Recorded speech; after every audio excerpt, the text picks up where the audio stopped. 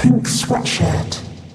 It should have ended up in a donation box, maybe tucked away in a memory chest years from now. A relic of childhood. Honestly, it should have been anywhere but where it was eventually found. Because that sweatshirt belonged to Amanda Hart, a little girl who was just 4 years old when she seemed to just vanish from her own driveway on a sunny afternoon in 2015. All she left behind were some colourful chalk drawings on the pavement. 2 years later, a maintenance worker would make a disgusting discovery in an abandoned restroom, and in doing so, unlock the darkest secret imaginable. It was a kind of May afternoon that feels like a promise. You know the one.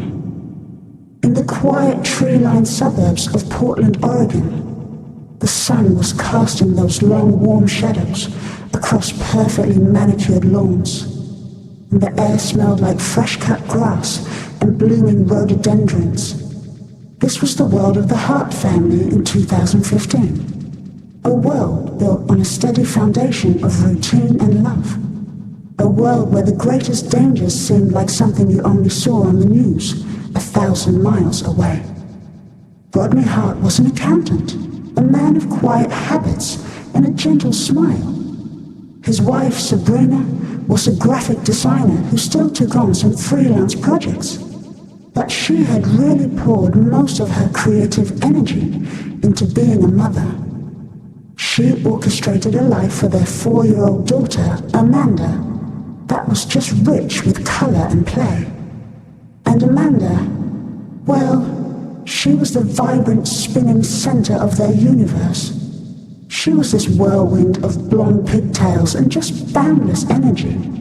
She had a curiosity that could turn their small backyard into an uncharted wilderness and their driveway into a sprawling canvas for her art. On this particular Friday, the promise of the afternoon felt especially bright, as Sabrina would later recount to investigators. Her voice just hollowed out by a grief that was, at that moment, still just a terrifying premonition. She had decided to do something special. She pulled out her small kit of face paints, a leftover from a Halloween long ago, and sat with Amanda on the living room floor. With these delicate, careful strokes, she transformed her daughter's face. Simple black lines bloomed into whiskers on Amanda's rosy cheeks, and a small dark circle on the tip of her nose completed the perfect little cat look. Amanda giggled, scrunching up her nose and pretending to be a kitten. It was one of those perfect, fleeting moments of domestic joy that you wish you could bottle up. Sabrina, wanting to capture it, grabbed her phone and snapped a quick picture. The image was casual, it was a little blurry, but it held the absolute essence of the afternoon. Amanda was just beaming, her blue eyes crinkling at the corners, and she was wearing her favorite pink long-sleeved sweatshirt, a soft splash of color against the brown of the family sofa. It was a photo like any other a mother might take. A little digital slip of memory to be filed away on a camera roll. No one, least of all Sabrina, could have possibly known that it would become a relic. The very last image of Amanda Hart before their entire world tilted off its axis. "Go play in the driveway with your chalk," Sabrina told her, ruffling her hair. "Mommy's going to start dinner. I'll be out in a little bit to check on you." Amanda scampered out the front door, her little sneakers slapping against the concrete. Sabrina went into the kitchen to start getting dinner ready, and her eyes would often drift to the window that overlooked the driveway. Through it, she could see Amanda happily drawing. Completely lost in her own little world. Just as she was washing some vegetables, her phone rang. It was the client she'd been expecting, calling to discuss a set of brochure proofs. As she would later explain to detectives, her voice thick with a guilt that would become her constant, unwelcome companion. She moved from the kitchen to the small office nook just a few feet away. She needed to be at her laptop to look at the files the client had sent over. The call required her full attention. They were going over layouts and font choices, the kind of detailed work you can't do while distracted. The whole conversation lasted only a few minutes, but for that brief window of time, her focus was entirely on the screen in front of her and the voice on the other end of the phone. When the call ended, she returned to the kitchen, her mind already shifting back to the evening meal, just assuming that Amanda was still engrossed in her chalk art right outside. About 20 minutes later, the familiar, comforting sound of Rodney's Subaru pulling into the driveway signaled the end of the work week. He was tired, but he was looking forward to the weekend, to that easy comfort of home. As he stepped out of the car, he noticed the colorful chalk drawings scattered across the pavement, a vibrant, silent testament to his daughter's busy afternoon. But the artist herself was gone. He felt a tiny flicker of confusion, nothing more. She's probably inside with Sabrina, he thought. He walked into the house, dropping his keys into the ceramic bowl by the door. "Honey, I'm home," he called out. Sabrina emerged from the kitchen, wiping her hands on a dish towel. "Where's Amanda?" he asked, his voice still light and casual. Sabrina frowned. "She's in the driveway. I just saw her a few minutes ago." A cold stillness fell over the room. They looked at each other, a silent, heavy question passing between them. It was a look that would replay in their nightmares for years to come. The exact horrifying moment that casual, everyday certainty curdled into a sickening, stomach-churning dread. They moved as one, bursting out the front door, the screen door slamming shut behind them with a sound that seemed to echo the sudden slamming shut of their old life. "Amanda!" Sabrina's voice was sharp now, a blade cutting through the placid afternoon air. "Amanda, honey!" Rodney's deeper call joined hers, echoing down the quiet, manicured street. They checked the backyard, a space they knew as intimately as their own hands. The swing set was still.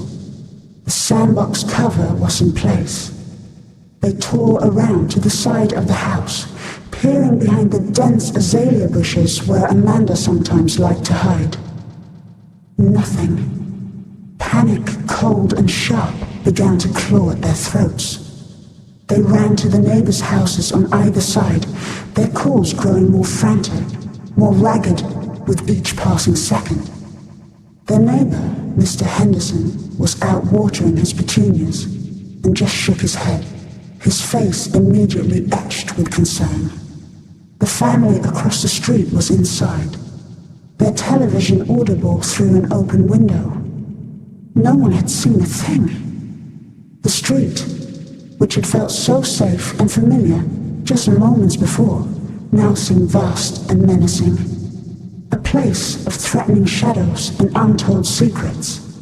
The chalk drawings on the driveway were the only evidence that Amanda had been there at all. 10 minutes.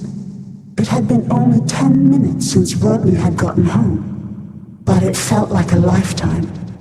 The sun was beginning to dip lower, painting the sky in these beautiful, cruel hues of orange and purple, a stunning backdrop to their unfolding horror. Every logical place had been checked. Every call of her name had gone unanswered. The silence that met them was absolute, completely unnatural. It was Sabrina who finally broke. Her face, pale and streaked with tears, just crumpled as she looked at Rodney. "We have to call," she whispered, the words barely audible. He nodded, his own throat too tight to speak. Sabrina fumbled for her phone, her fingers shaking so violently she could barely unlock the screen. The 911 call was a choked, fragmented plea. "My daughter. She's gone. She was right here. The first police cruiser arrived in under 5 minutes. Its flashing blue and red lights, a jarring, violent intrusion into the serene suburban twilight. The officer who stepped out was young, his expression a practiced mask of calm. He asked the standard questions: Amanda's age, what she was wearing when they last saw her. But his professional demeanor did little to soothe the raw, animal terror that had completely consumed Rodney and Sabrina. As more cars arrived, the street transformed. The quiet cul-de-sac became a staging ground, the flashing lights casting eerie, dancing shadows on the houses. Neighbors emerged from their homes, drawn by the commotion, their faces a mixture of curiosity and fear. The official search for Amanda Hart had begun, but for her parents, the world had already ended.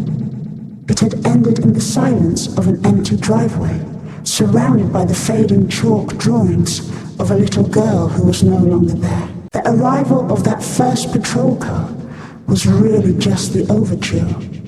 Within the hour, the quiet suburban street had completely transformed into the nervous center of a major law enforcement operation. The Portland Police Bureau, recognizing the terrifying hallmarks of a potential child abduction, didn't hesitate. They bypassed all the usual procedural caution and triggered a full-scale response. A mobile command post, which is basically a large, sterile-looking RV with an array of antennas bristling from its roof, was parked at the entrance to the cul-de-sac. Its generator was humming this low, constant thrum that you could feel vibrating right up through the pavement. Detective Miles Corbin, a man whose weary eyes had seen far too many of these scenes, arrived to take the lead. He was methodical, and his presence was like a calm anchor in this swirling storm of panic and procedure. He spoke to Rodney and Sabrina with a practiced gentleness, but his questions were sharp, precise, aimed at stitching together the fragile timeline of that last hour. Under the strobing red and blue lights that were now painting the whole neighborhood in these frantic, unnatural colors, the FBI's Child Abduction Rapid Deployment Team was notified. Their imminent arrival signaled that the case was escalating to the highest level of federal concern. The search grid was drawn, expanding outward from the Hart's driveway in these concentric circles, like a stone had been dropped into a still pond, and the ripples were spreading out into the encroaching darkness.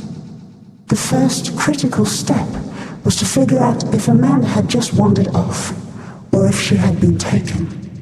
That question was answered with chilling finality by a 4-year-old bloodhound named Rocco. His handler, a stoic state trooper, presented the dog with one of Amanda's socks that they'd retrieved from her bedroom hamper. The dog inhaled the scent deeply, his tail giving a single decisive thump against the handler's leg. Rocco cast about the driveway for a moment, his nose glued to the ground, totally ignoring the myriad scents of neighbors and first responders. He picked up the trail near the chalk drawings, followed it with this unwavering certainty down the slight incline of the driveway and then to the curb. And there, at the edge of the asphalt where the suburban lawn met the street, Rocco stopped. He whined this low, frustrated sound and circled the spot 3 times before looking back at his handler. His task was complete, and his message was crystal clear. The scent ended there. It didn't continue across the street. It didn't follow the sidewalk in either direction. It simply vanished into the air. As the handler would later state in his official report, the dog's behavior was consistent with only one scenario: a vehicle pickup. Amanda hadn't wandered. She had been taken. The theory that she was just hiding or had strayed too far evaporated in the cool night air, leaving behind a far more terrifying reality. With the abduction scenario now all but confirmed, Detective Corbin's team began the painstaking process of canvassing the neighborhood again, but this time with a much sharper focus. They were looking for anything out of place, anything anomalous, the tiny details someone might have seen but dismissed as unimportant. It was Mr. Henderson, the elderly neighbor from next door, who provided the first tangible, albeit frustrating, lead. He'd been in his garden, he explained, his hands still faintly smelling of soil as he spoke to a detective on his porch.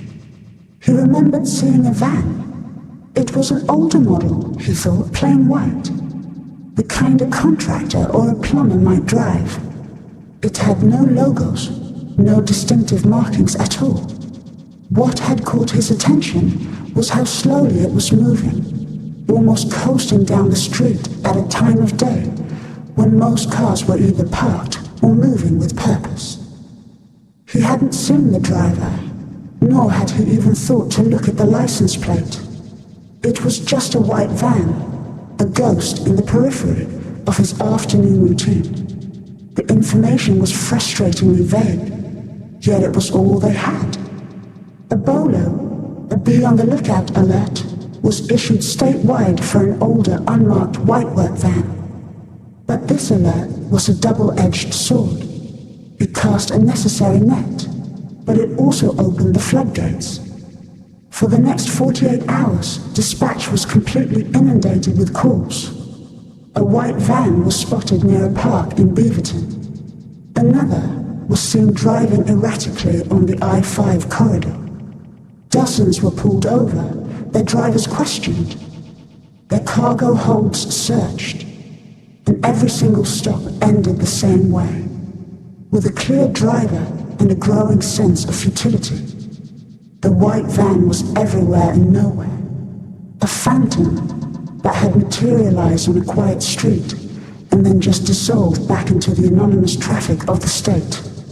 While this frantic search raged outside, Rodney and Sabrina were facing their own private ordeal inside the walls of their home, which no longer felt like a sanctuary.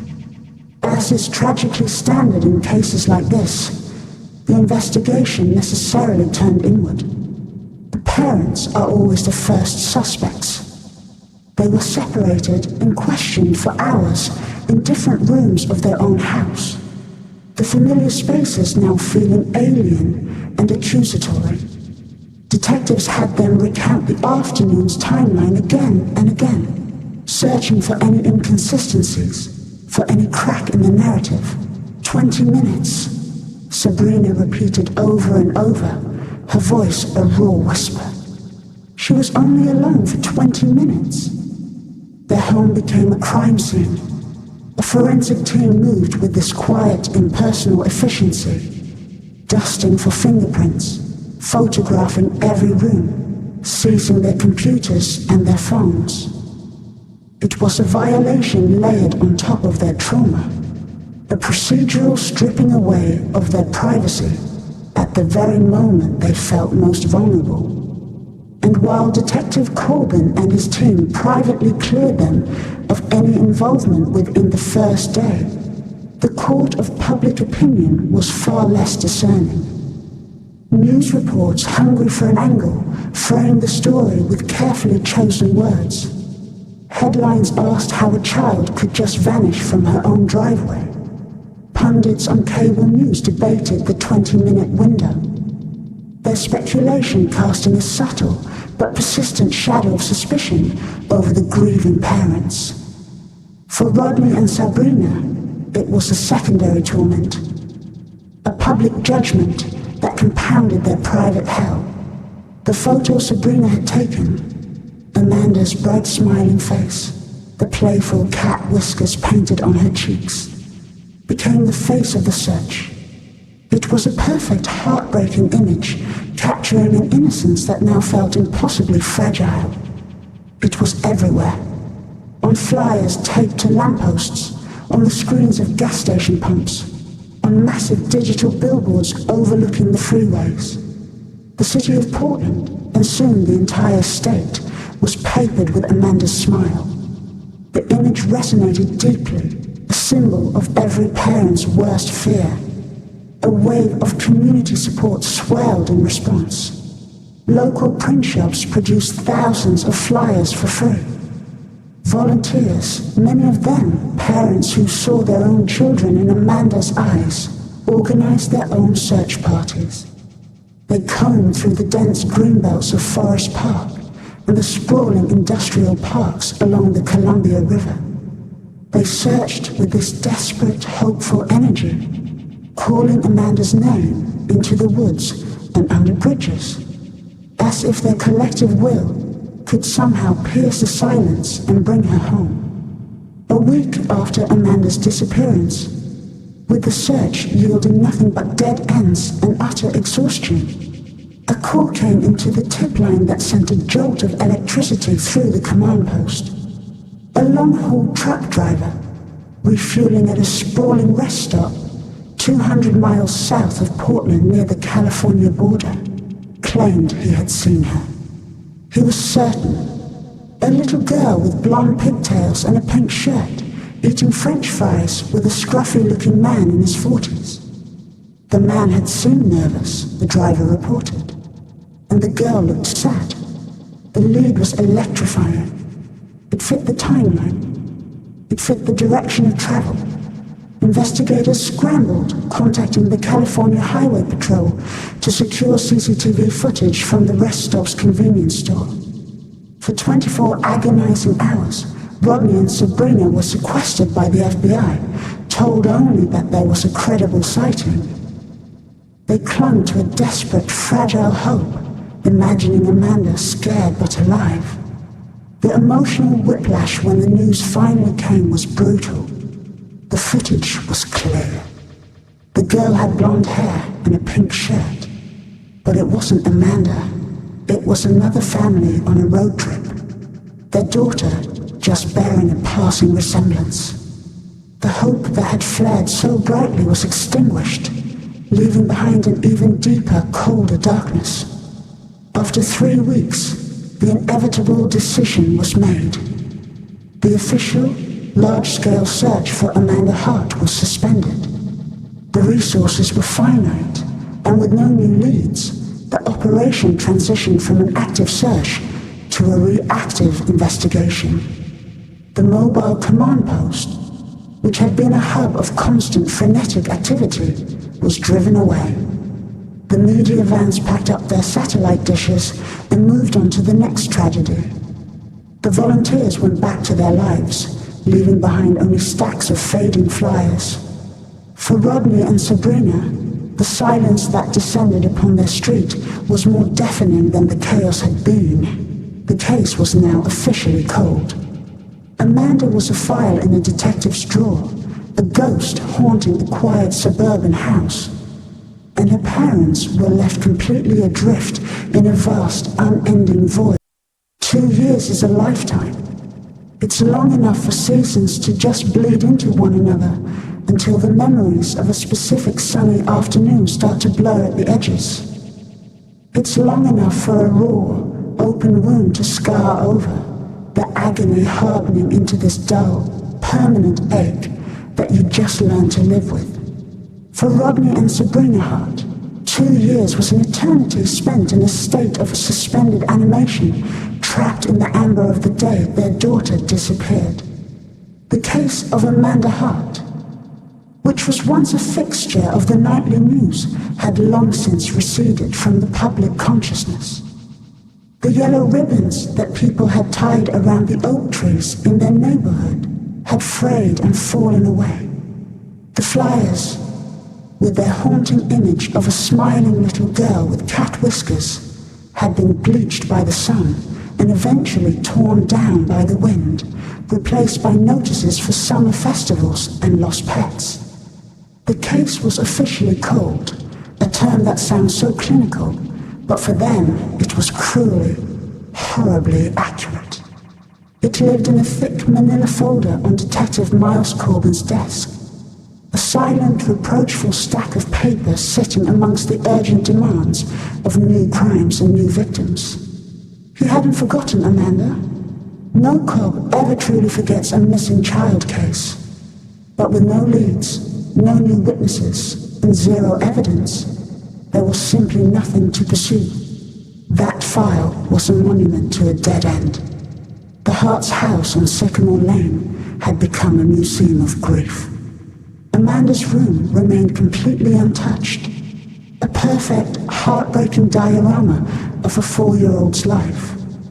A stuffed giraffe lay on its side on the pillow, its little button eyes staring blankly at the ceiling.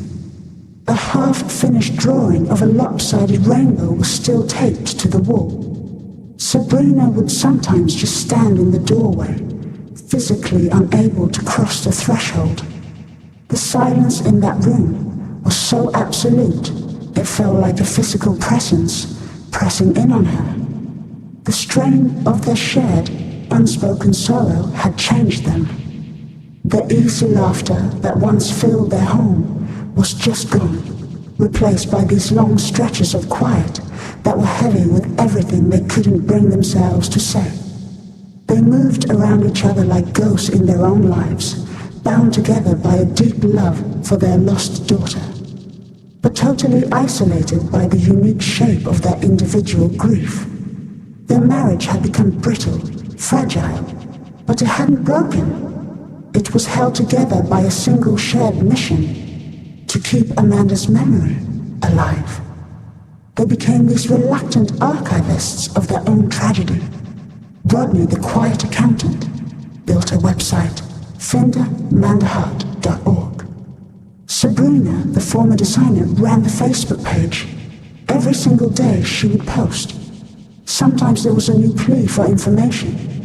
Sometimes it was an old photo of Amanda at the beach or on a swing set, a ghost from a happier time.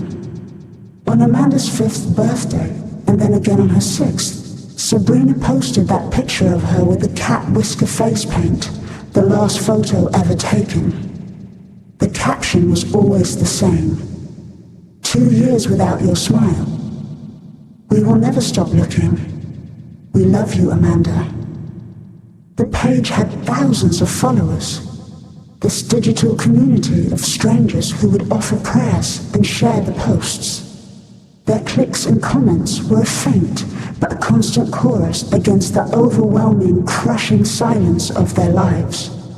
And while the official investigation lay dormant, Amanda's case thrived in the shadowy corners of the internet. In the digital world, cold cases never die. They are endlessly dissected, debated, and theorized over. On forums with names like Unresolved Mysteries and the Cold Case Collective, Amanda's story became a puzzle to be solved.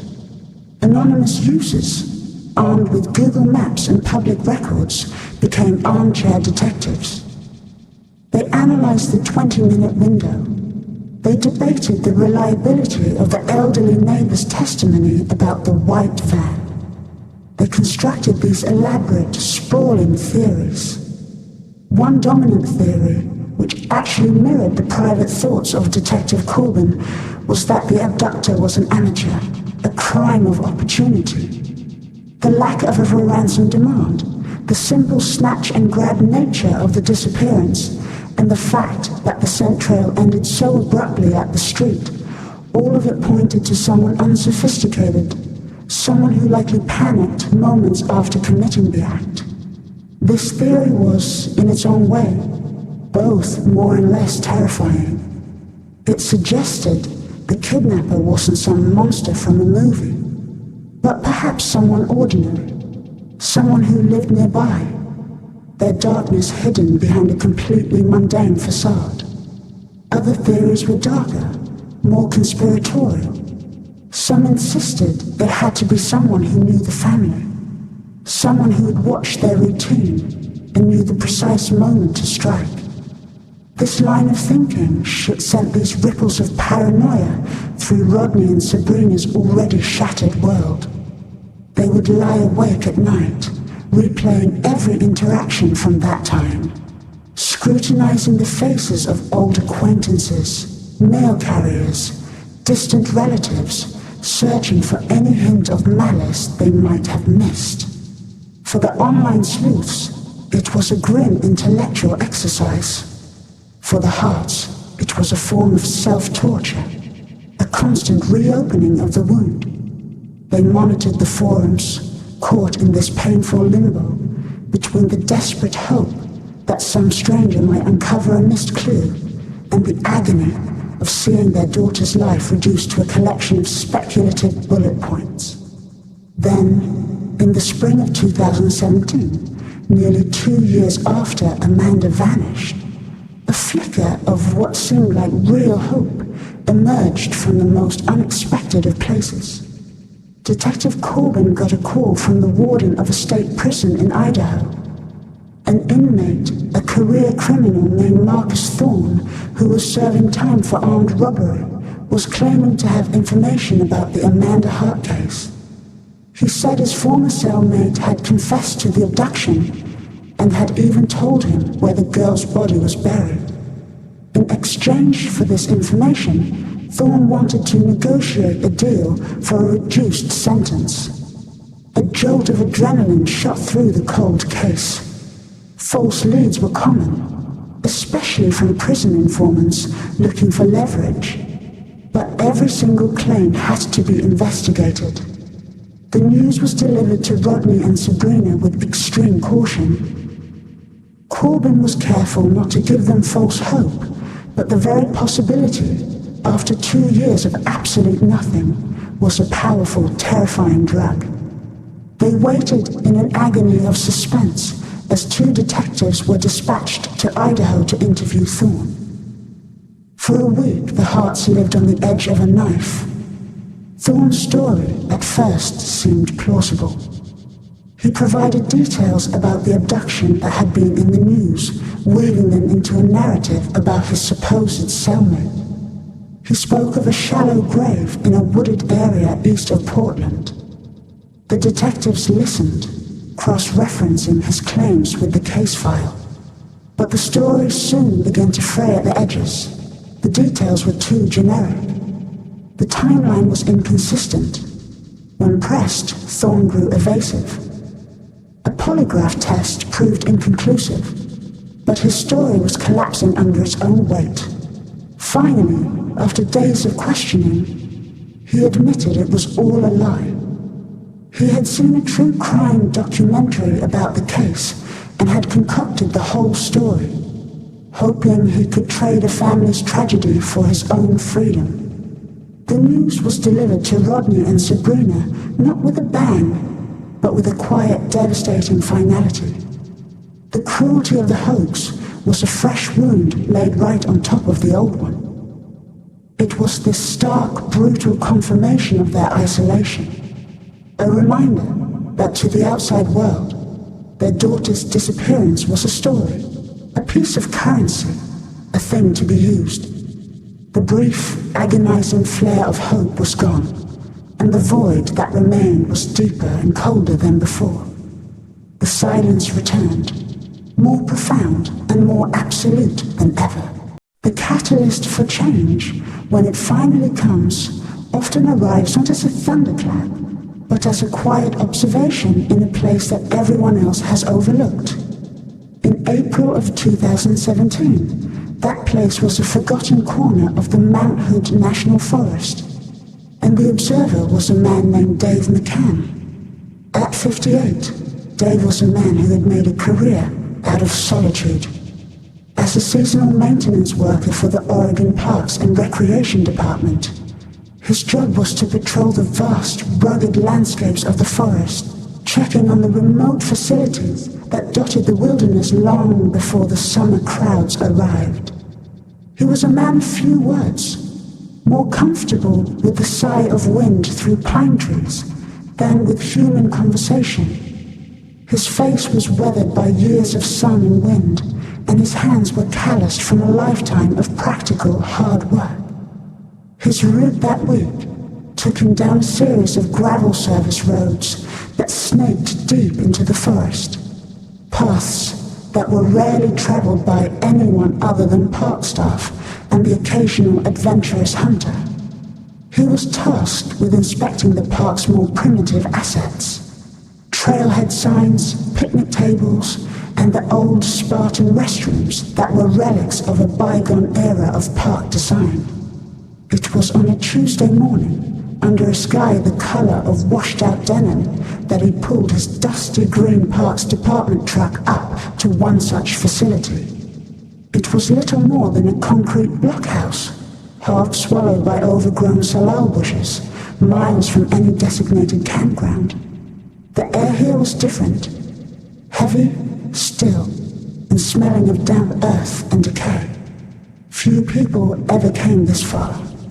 Inside, the restroom was cold and grim. The walls were stained with mildew, and the air was thick with the stench of long neglect.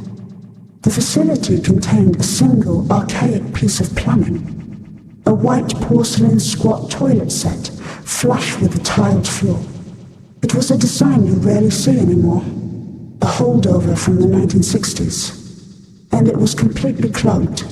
A pool of stagnant, murky water had backed up, spilling over the porcelain lip and onto the grimy floor. Dave let out a weary sigh, the sound echoing flatly in the concrete chamber. Vandals, he thought, or just carelessness. It was a familiar problem in these remote outposts. He retrieved his tools from the truck, a long, heavy-duty plumber's snake, and a pair of thick rubber gloves. Kneeling on the damp floor, he began the unpleasant task of clearing the blockage. He fed the snake into the drain, twisting and pushing, but it met a soft, unyielding resistance. This wasn't the usual wad of paper towels or a plastic bottle. It felt dense, fibrous. After several minutes of fruitless effort, he switched tactics. He reached for a long, hooked rod he used for dislodging larger debris. Reaching deep into the drain hole, he felt the hook catch on something substantial. He pulled, grunting with the effort. The blockage shifted, and with a final forceful tug, he dislodged a heavy, sodden bundle. It came free with a sickening slur, trailing murky water as he dragged it onto the tiled floor. At first, it was just a formless, dripping mass. But as Dave began to untangle it with the end of the rod, color started to emerge from beneath the grime. A pale, sickly pink. A muted, washed-out blue. He realized with a jolt that it was clothing. He used the rod to carefully unfurl the largest piece. It was a small long-sleeve sweatshirt. Its pink fabric now faded and discolored from its long immersion. Beneath it was a pair of what looked like children's blue shorts. The sight was unsettling enough, but it was the final discovery that made the hairs on Dave's arms stand on end. Wrapped tightly inside the sweatshirt, as if it had been deliberately placed there to add weight and ensure it sank, was a tiny pair of girls' underwear. The deliberate nature of the bundle was what struck him as profoundly wrong. This wasn't an accident. This was an act of concealment. A desperate and sinister attempt to dispose of something. The items were clearly a child's, and the image of them being methodically stuffed down a toilet in this desolate, forgotten place sent a chill down his spine. He stood up, backing away from the pathetic, dripping pile on the floor, his mind racing. He was a man who kept to himself, who didn't follow the news closely, but even he had caught wind of it somewhere along the way. A little girl, a pink shirt, a disappearance that had gripped the state. The memory was hazy, a fragment from a headline seen years ago, but it was there, nagging at the edge of his consciousness. He looked at the faded pink sweatshirt again. Something clicked. He knew he couldn't just throw this away. This was something more. He walked back to his truck, his boots leaving wet prints on the dusty ground. He sat in the driver's seat for a long moment, the silence of the forest pressing in on him. Then he picked up his official radio and called the county sheriff's office. A deputy, a young man named Peterson, responded to the call. He drove the long, winding service road, his patrol car kicking up a plume of dust. When he arrived, Dave was waiting for him by the restroom, his face grim. Peterson was initially unimpressed, expecting a routine report of vandalism. But when Dave led him inside and he saw the small soiled pile of clothing on the floor, his demeanor changed instantly. He recognized, as Dave had, that this was not ordinary trash. The deliberate bundling, the location, the fact that it was children's clothing, it all felt wrong. Following protocol, he carefully photographed the scene before using evidence bags to collect.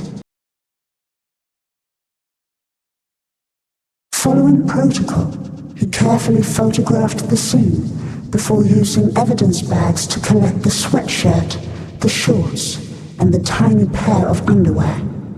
He took a brief statement from Dave, thanked him, and drove back towards civilization, the small wet bundle of evidence resting on the passenger seat like a terrible secret. Back at the sheriff's station, the evidence bags were logged and placed on a desk in the squad room. It was there that they caught the eye of Detective Miles Corbin. He had been transferred from Portland to the Clackamas County Sheriff's Office a year prior, seeking a quieter pace. But he had never let go of the Hart case. It was the one that had burrowed deepest under his skin. He walked over, drawn by the sight of the small pink shirt through the clear plastic. He picked up the evidence log, read the description. Clothing, child-sized, recovered from clogged toilet, meant hood, NF. A jolt went through him, a surge of adrenaline and a cold wave of dread. He didn't need to see the file. He remembered the photo perfectly. He strode back to his office and pulled up the digital cold case file for Amanda Hart. On the screen, the photo from that May afternoon appeared. Amanda, smiling with her cat whisker face paint and her pink sweatshirt. Corbin zoomed in on the shirt. He then pulled up the crime scene photos the deputy had just taken. The color was faded, the fabric warped, but there was no doubt. It was the same shirt. After 2 years of absolute soul-crushing silence, the case had just broken wide open. 2 years after their world had been shattered, Rodney and Sabrina Hart received the knock on the door they had simultaneously prayed for and feared above all else. It was just after dusk. Detective Corbin stood on their porch, his face etched with a gravity that told them this was not a routine check-in. He was accompanied by a victim advocate from the FBI. They invited the detectives in, their hearts pounding in their chests. The air in the living room was thick with unspoken questions. Corbin was gentle, his voice low and steady. He didn't want to give them false hope, but he couldn't shield them from the truth. He explained what had been found, where it had been found, and why he was there. He laid out a series of high-resolution photographs on their coffee table. The faded pink sweatshirt, the blue shorts, the tiny underwear, all laid out on a sterile blue cloth in the forensics lab. Sabrina let out a small strangled gasp and sank onto the cap, her hand flying to her mouth. Rodney stood frozen, his eyes fixed on the images. Sabrina reached out a trembling finger and pointed at the sweatshirt. "That's hers," she whispered, her voice cracking. "It had a small tear on the cuff. I sewed it with white thread." Corbin zoomed in on one of the photos on his tablet. There on the left cuff was a small, neat line of white stitching, almost invisible, but undeniably there. It was the confirmation they needed, and the one they had dreaded. The clothes were Amanda's. The discovery was a shockwave that tore through the quiet grief they had learned to live with. The cold case was instantly, violently active again. The fragile peace they had constructed over 2 years was obliterated, and they were thrown back into the maelstrom of uncertain hope and profound, terrifying fear. Their daughter, who had existed for 2 years as a ghost in a photograph, was suddenly real again. Her presence tangible in the form of a few pieces of faded, waterlogged cloth, pulled from a toilet in the middle of a dark forest. The silence had been broken, but the sound that replaced it was the thunderous, terrifying beat of a case that was no longer cold. The forensic confirmation that the clothes belonged to Amanda Hart acted like a defibrillator on the heart of the cold case.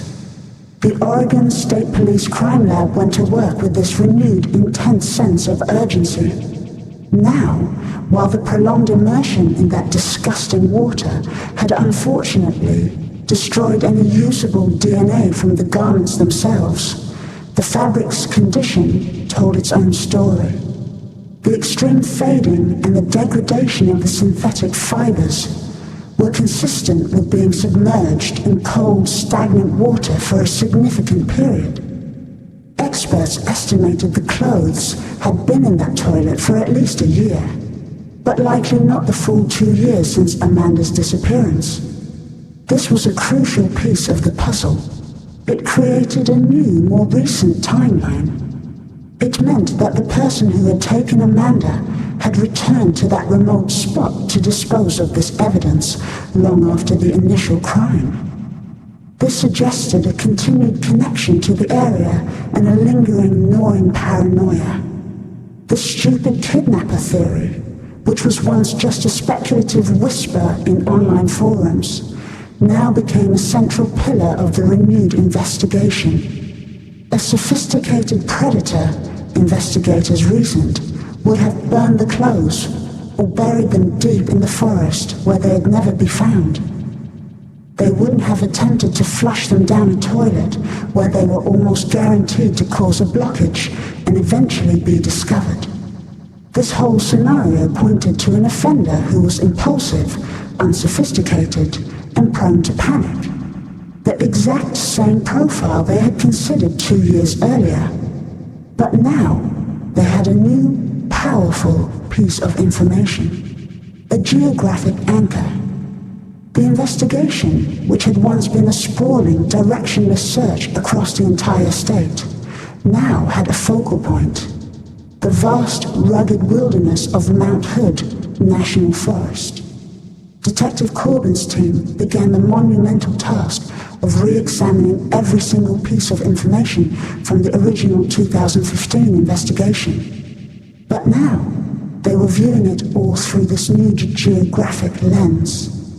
They pulled the files on every person of interest, every tip, every registered sex offender within a 100-mile radius of Portland, and began cross-referencing their histories for any connection, no matter how tenuous, to the National Forest. Did they camp there? Did they have family in the area? Did their cell phone ping off a tower nearby in the last 2 years? It was a painstaking, agonizing search for a needle in a haystack the size of a mountain range. Weeks turned into a month. The initial adrenaline rush from the discovery began to fade, replaced by the familiar, frustrating grind of investigative work. And then, they got a hit. It wasn't from a new tip, but from the dusty archives of the original case file. A man named Frank Miller. In 2015, Miller had lived just 3 blocks from the Hart family. He had been on the list of neighbors to be interviewed, just a routine check. The original report described him as a quiet, socially awkward man in his late 30s, who worked odd jobs as a handyman. He had a minor criminal record from his early 20s, a couple of trespassing charges, but nothing violent. During his initial interview, he had been nervous and evasive, with no solid alibi for the afternoon Amanda disappeared. But, with no evidence linking him to the crime, he had been dismissed as just another strange neighbor, one of many loose threads in a case that was full of them. Now, running his name through the new search parameters, a critical detail emerged. Frank Miller's deceased grandparents had owned a small, dilapidated cabin on a private plot of land deep within Mount Hood National Forest. The property records confirmed its location. Less than 5 miles, down a series of logging roads from the remote restroom where Dave McCann had found the clothes. It was the kind of connection that makes the hair on a detective's neck stand up. A further check revealed another crucial fact. Miller had abruptly moved out of his Portlander apartment just 6 months after Amanda's disappearance, relocating to a small, economically depressed town in eastern Oregon, effectively dropping off the grid. The pieces began to slot into place with a sickening click. A quiet loner living blocks away from the victim. A history of trespassing. A family cabin providing a hidden, isolated location within the new geographic focus area. A sudden move right after the crime. It was a chain of circumstantial evidence, but it was the strongest one they had. The investigation shifted its full weight onto Frank Miller. A team of plainclothes officers was dispatched to the small eastern Oregon town where Miller now lived. They found him working as a handyman for a local motel, living alone in a small rundown rental house. They began quiet surveillance, observing his routines. He was a creature of habit, a ghost in his own life. He went to work, he came home, and he rarely interacted with anyone. He fit the profile of an opportunistic offender perfectly, a man living with a terrible secret, trying to make himself as small and as invisible as possible. While Miller was being watched, Corbin's team secured a search warrant for the family cabin in Mount Hood. The warrant was granted based on the new evidence, and a team of investigators and forensic specialists made the long drive up the same gravel roads Dave McCann had traveled. The cabin was exactly as the records described, a small, ramshackle structure that was slowly being reclaimed by the forest. It was dusty, filled with old furniture covered in mildewed sheets, and smelled of rot and time. It looked as if no one had been there in years. The team conducted a meticulous search. They used black lights to check for biological evidence and combed every inch of the dusty floorboards. For hours, they found nothing. The place seemed clean. Then, one of the younger detectives, remembering Miller's profession as a handyman, had an idea and decided to check the crawl space beneath the cabin. He pulled up a loose floorboard in a back bedroom closet, the wood groaning in protest. He shone his flashlight into the dark, musty space below. And there, nestled in the dirt next to a stack of old newspapers, was a small, brightly colored object. He carefully retrieved it. It was a plastic hair clip shaped like a cartoon cat. It was the kind of small, cheap accessory a little girl would love. The kind that could easily fall from a pigtail and be forgotten. The hair clip was carefully bagged and photographed. That evening, Detective Corbin paid another visit to Rodney and Sabrina Hart. He showed Sabrina the photo of the clip on his tablet. Her breath caught in her throat. "Amanda had one just like that," she said, her voice barely a whisper. It was her favorite. She was wearing it the day she couldn't finish the sentence. It was the final piece they needed. The arrest was swift and silent. The next morning, as Frank Miller was leaving his house for work, Two unmarked cars boxed in his pickup truck at the end of his driveway. He offered no resistance, his face a mask of pale, dawning horror. He knew exactly why they were there. In the sterile, grey interrogation room back in Portland, Miller's composure crumbled almost immediately. He was not a hardened criminal capable of withstanding the intense psychological pressure of a murder investigation. He was a weak, frightened man who had been living in absolute terror for 2 years. He started with denials, his voice thin and reedy. He hadn't seen Amanda. He didn't know anything. But the detectives were patient. They laid out the evidence, piece by piece, on the metal table between them. A map showing the proximity of his old apartment to the Hart's home. A photo of the family cabin. A map showing its proximity to the restroom where the clothes were found. And finally, a large, glossy photograph of the small, cat-shaped hair clip. When he saw the hair clip, something inside Frank Miller broke. A low, guttural sob escaped his lips. He slumped forward in his chair, his head in his hands, and the confession began to pour out of him. A torrent of shame, fear, and horrific detail. It was an impulse, he said, a dark thought that had just flickered in his mind, and on that sunny afternoon had flared into an unstoppable, terrible urge. He saw Amanda playing alone in the driveway, so small and so vulnerable. He didn't plan it, he insisted. He just did it.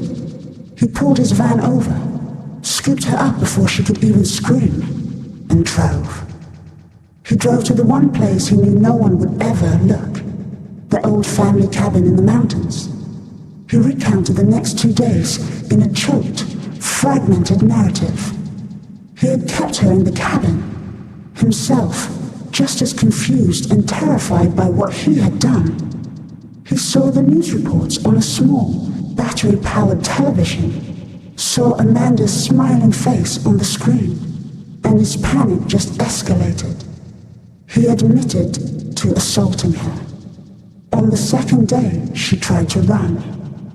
She got out the cabin door and started screaming. He chased her, tackled her, and put his hand over her mouth to silence her.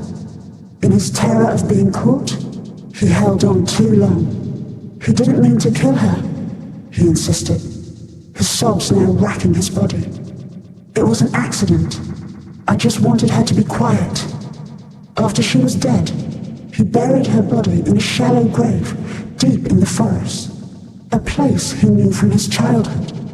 He kept her clothes, hiding them in the cabin, a terrible secret souvenir of his crime. A year later, consumed by paranoia that someone might stumble upon the cabin and find some trace of what he'd done, he drove back up to the mountains.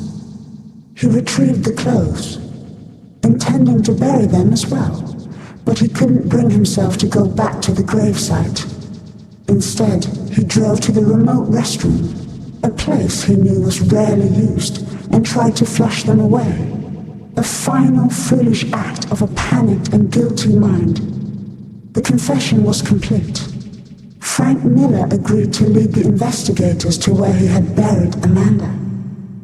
The next morning, a solemn procession of law enforcement vehicles made its way deep into the forest.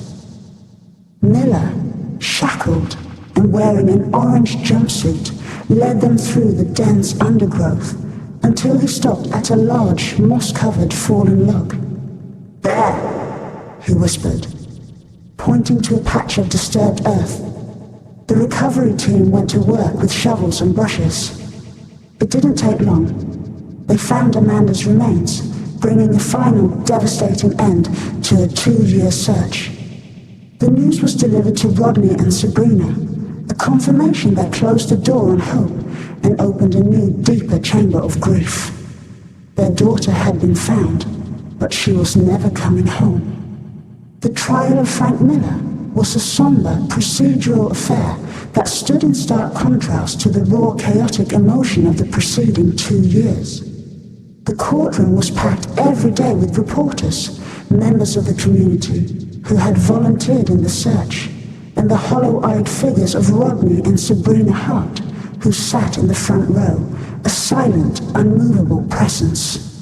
Miller, looking smaller and more pathetic than the monster he had become in the public imagination, rarely looked up from the defense table.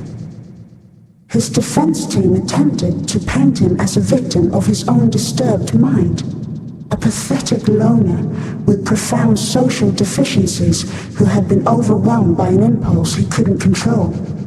They argued that Amanda's death, while tragic, was not premeditated murder, but a case of manslaughter, the accidental result of a panicked attempt to silence a child. They presented psychiatric experts who testified to Miller's low IQ and his history of social isolation. They tried to frame the narrative around his weakness, not his malice. The prosecution, however, systematically dismantled this portrayal. They presented the jury with a clear, chilling timeline of calculated actions. The abduction itself was an act of predatory violence, not a simple mistake. The decision to take Amanda to a remote family-owned cabin was not impulsive, but strategic. The 2 days he held her captive were a period of sustained terror, and the final act, the suffocation, was presented not as an accident, but as the ultimate act of self-preservation by a man desperate to escape the consequences of his crimes. The prosecution's most powerful piece of evidence was Miller's own confession. His words read back to the court in a flat, dispassionate tone that only amplified their horror. The story of the clothes found in the squat toilet became a central theme. The prosecutor, a sharp, articulate woman named Eleanor Vance, used it to demolish the defense's argument of a simple-minded man who panicked. This was not the act of a man who didn't know what he was doing, she argued in her closing statement, her voice ringing through the silent courtroom. This was the act of a man trying to erase his victim, to flush away the last traces of a little girl's life. But he failed. His one foolish, arrogant mistake, his belief that he could simply make evidence disappear. It's the very reason we're here today. That faded pink sweatshirt, pulled from the filth of that forgotten restroom, was Amanda Hart's final cry for justice. And it was heard. The jury deliberated for less than 6 hours. The verdict was read to a courtroom holding its collective breath. Guilty on all counts, including kidnapping and aggravated murder. Frank Miller was sentenced to life in prison without the possibility of parole. As he was led away in handcuffs, he glanced for a single moment toward Rodney and Sabrina. There was no remorse in his eyes, only a vacant, hollow emptiness. Justice had been served, but it offered no comfort, only a grim final punctuation to their tragedy.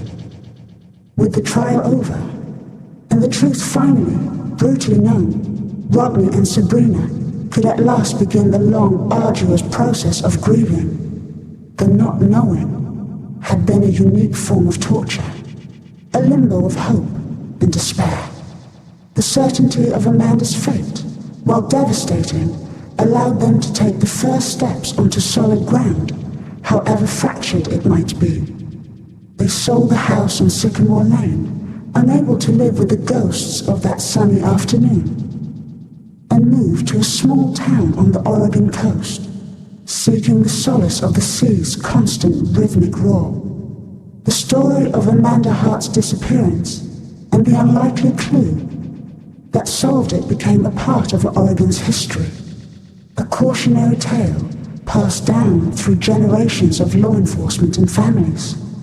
The remote restroom in Mount Hood National Forest was demolished a year after the trial, the concrete structure torn down, and the land left to be reclaimed by the forest. The squat toilet, the grim vessel of the case's most crucial clue, was shattered and buried. Nature began its slow work of erasing the scar, covering the concrete foundation with moss and ferns. In a park in their new coastal town, Rodney and Sabrina dedicated a memorial bench to Amanda. It was simple, made of dark wood with a small brass plaque that read, "In loving memory of Amanda Hart, may her light remind us to cherish every moment." The bench overlooked a playground, and sometimes on quiet afternoons, they would sit there and watch the children play, their laughter echoing in the salt-tinged air. It was a painful pilgrimage, but a necessary one. They were bearing witness to the life that continued, the life their daughter would never have. The sound of the children's joy didn't erase their sorrow, but it existed alongside it, a reminder that, even after the most profound loss, the world keeps turning, and innocence, somewhere, still exists. The case was closed, the monster was caged, but the silence Amanda left behind would linger forever. A quiet space in their hearts, where a little girl's laughter used to be.